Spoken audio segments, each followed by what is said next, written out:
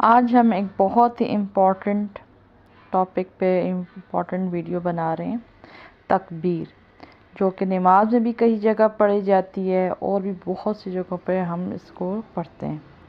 اس کو کیسے پڑھا جاتا ہے، تجوید کے مطابق اس کے کیا رولز ہیں، کیسے پڑھنا چاہیے۔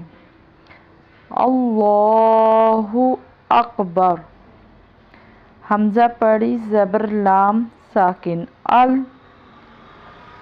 لام کھڑی زبر لا، اللہ، ہا سیدھا پیش ہو، اللہ۔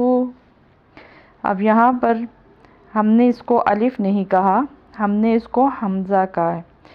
تجوید کے رول کے مطابق آپ نے پہلے بھی بہت سی ویڈیوز میں سنا ہوگا، دیکھا ہوگا کہ الف اگر خالی ہو تو اس کو ہم الف کہتے ہیں، اگر اس کے اوپر کوئی بھی حرکات، کھڑی حرکات، تنوین یا جزم آ جائے تو وہ الف نہیں رہتا، اسے ہم حمزہ کہتے ہیں۔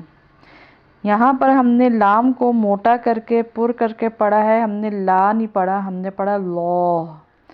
لا اس لیے کیا کہ یہ رول ہے کہ جب اللہ والے لام سے پہلے والے حرف کے اوپر زبر یا پیش ہو تو اس لام کو پر پڑھتے ہیں۔ پر پڑھنے کا مطلب ہے آواز کو موٹا کر کے پڑھتے ہیں، تو اس لیے، اور کھڑی زبر بھی ہے اس کے اوپر، تو اس وجہ سے ہم اس کو دو الف کے برابر لمبا بھی کریں گے۔ اللہ، ہا سیدھا پیش ہو، اللہ، حمزہ پڑھی زبر کاف ساکن اک، با پڑھی زبر با، اک با، را سیدھا پیش رو، اکبارو۔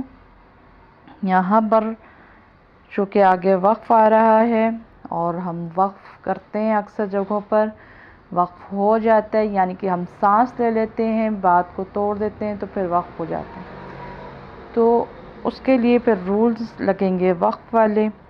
وقف والے رول میں یہ ہوتا ہے کہ جب آخری حرف کو ہم ساکن کر دیتے ہیں، آخری حرف کو ساکن کرنے کا مطلب ہے وہ حرف پڑھا جاتا ہے، جیسے یہاں را ہے تو حرف پڑھا جائے گا، یا اس کے اوپر جو حرکت ہے، پیش ہے، وہ نہیں پڑھی جائے گی ساکن کرنے میں، تو اس لیے ہم اس کو پڑھیں گے اللہ اکبر۔